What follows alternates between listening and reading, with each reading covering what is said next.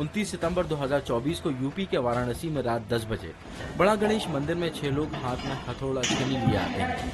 महाराज विनायक दरबार से चांद मियां और साईं की मूर्ति विदाई समारोह हो चुका है। मैं इस वक्त बनारस के लोहटिया इलाके में हूँ।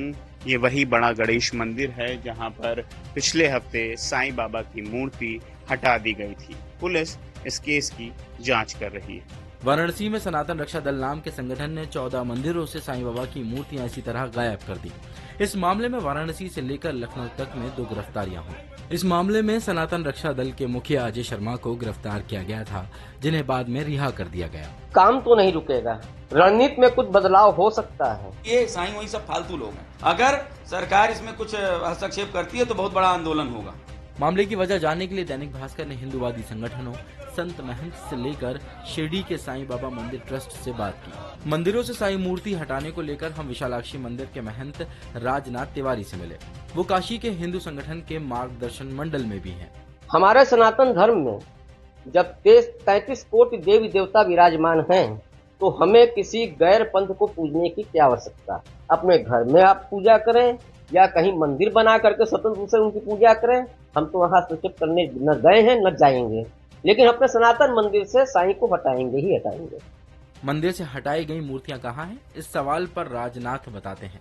अजय शर्मा जिन भी मंदिरों से साईं की प्रतिमा को हटा रहे थे, वो सम्मान के साथ वहां जाते थे।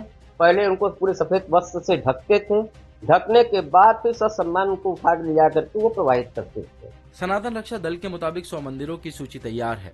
वाराणसी में ही 60 मंदिर ऐसे हैं जहां से साईं बाबा की मूर्ति हटाई जाएगी। उधर लखनऊ में अखिल भारतीय हिंदू महासभा भी 2 और 3 अक्टूबर को मंदिरों से मूर्ति हटाने पहुंचा था। पुलिस ने कार्रवाई करते हुए महासभा के वरिष्ठ नेता शिशिर चतुर्वेदी को गिरफ्तार कर लिया था, जिन्हें बाद में रिहा करना पड़ा। शिशिर बताते हैं, हमारा संगठन जैसे अयोध्या, मथुरा और काशी के लिए लड़ाई लड़ा है, वैसे ही हमारे मंदिरों को गैर धार्मिक मूर्तियों से मुक्त करने के लिए हम बड़ा आंदोलन करने जा रहे हैं। यह आंदोलन यूपी के साथ साथ पूरे देश में चलाया जाएगा।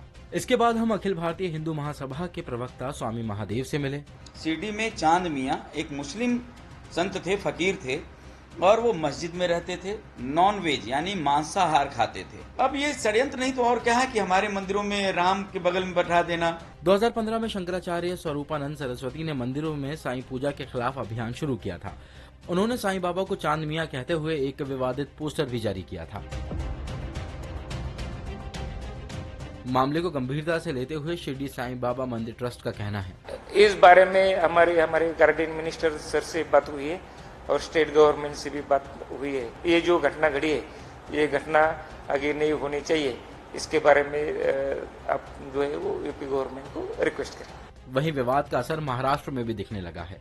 अखिल भारतीय संत समिति ने इसे साजिश बताया है। इसके पीछे महाराष्ट्र चुनावों को ध्यान में रख करके कोई राजनीतिक गहरी साजिश तो नहीं है कि वहाँ पे गाणपत्य और शिरडी के साईं भक्तों के बीच में कोई गहरी विभाजन की दीवार रेखा खड़ी हो जाए और हिंदू समाज बट जाए। बीजेपी और कांग्रेस ने इस घटना को अपमानजनक बताया है। वाराणसी में हुए साईं मूर्ति विवाद के बाद सनातन रक्षा दल के पक्ष में अखिल भारत हिंदू महासभा और कई हिंदू संगठन आ चुके हैं।